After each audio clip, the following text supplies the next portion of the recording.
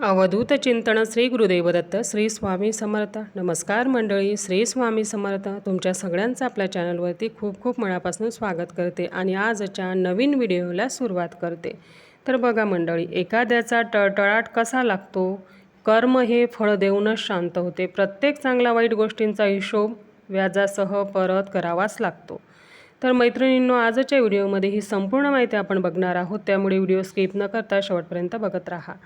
आणि व्हिडिओ माहितीपूर्ण वाटला तर नक्कीच लाईक करून जास्तीत जास्त शेअर करा. कमेंटमध्ये श्री स्वामी समर्थ लिहायला अजिबात विसरू नका. आणि हो, आपल्या चॅनलवरती नवीन असाल, अजूनही चॅनलला सबस्क्राईब केले नसेल तर सबस्क्राईब करा.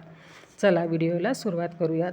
5 लाखांचा खळखळाट असावा, परंतु 5 रुपयांचा देखील टळटळाट नसावा. बघा, कुणाचीही हाय लागून घेऊ नये, कारण त्याचे भयंकर परिणाम भोगावे लागतात. बघा, काही लोकांना टळटळाट हा विषय पटणारसुद्धा नाही, पण ज्यांनी अनेकांचा टळटळाट घेतला आहे, ज्याचे भोग ते लोक भोगत असतात, त्यांना नक्कीच पटेल. अनेक कारणांनी त्रास दिलेला असतो, जसे की शारीरिक, मानसिक, आर्थिक, अपमानस्पद वागणूक, सतत अपमान करणे, घालून पाडून बोलणे, कोणाचे मन दुखवले असू शकते, कोणावर अन्याय केलेला असू शकतो, कोणाची काही कारणं नसताना सामाजिक बदनामी केलेली असते, न केलेल्या गोष्टींचा आळ आलेला असतो, छळ केलेला असतो, कोणाची हक्काची प्रॉपर्टी फसवून हडप केलेली असते, किंवा धमकावून, हिसकावून, प्रॉपर्टी विकून पैसे हडप केलेले असते. ज्या लोकांची प्रॉपर्टी त्यांची इच्छा नसताना विकून पैसे हडप केले, तर त्या व्यक्तीचे मन खूप दुखते, त्यामुळे त्यांचा टळटळाट लागतो, हे विसरू नका. शारीरिक दुखापत केलेली असते, विश्वासातील व्यक्तीने केलेली मदत किंवा त्या व्यक्तीने घेतलेला गैरफायदा, ती व्यक्ती अडचणीत असेल, दुःखात असेल, संकटात असेल आणि आपण केलेली मदत, केलेले उपकार स्वतःच्या स्वार्थासाठी त्याच्याच पाठीत खंजीर खूप असलेला असो, त्रासाचे कुठलेही कारण असो, वरील गोष्टींचा समोरच्या व्यक्तीला प्रचंड त्रास होत असतो, ती व्यक्ती खूप दुःखी होत असते, त्याचे मनोबल कमकुवत होत असते. पर्यायाने ती व्यक्ती प्रचंड डिप्रेशनमध्ये देखील जाऊ शकते.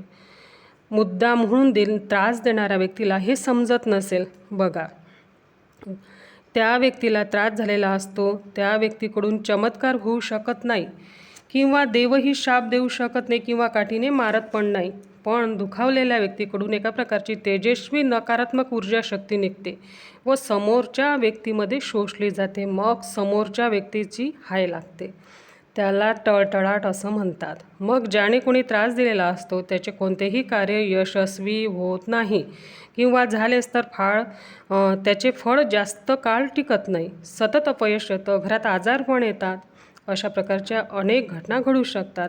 आपण किती खरे आहोत, किती खोटारडे आहोत, हे फक्त आपल्यालाच माहीत असतं. आपल्या अंतर्मनाला आपल्याबद्दल सगळ्या गोष्टी माहीत असतात. समोरच्याचे मन दुखावणे म्हणजेच पाप करणे.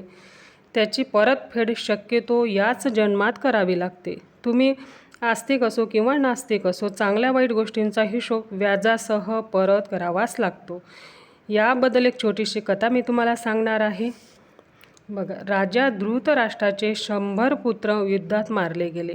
तेव्हा त्यांनी श्रीकृष्णाला विचारले, असं का व्हावं?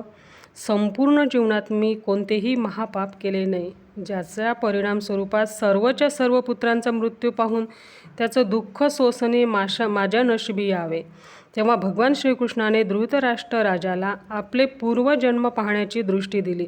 धृतराष्ट्र राजाने दिव्य दृष्टीद्वारे पाहिले की साधारणतः 50 वर्ष जन्मापूर्वी तो एक पारधी होता आणि पक्षी पकडण्यासाठी त्याने एका वृक्षाला आग लावली होती.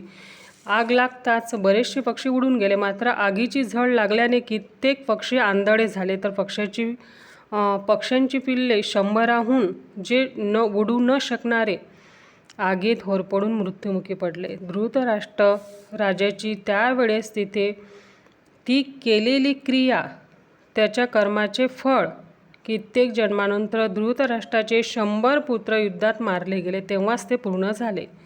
कर्म हे फळ देऊनच शांत होते. प्रत्येक चांगल्या वाईट गोष्टींचा हिशोब हा होतोच.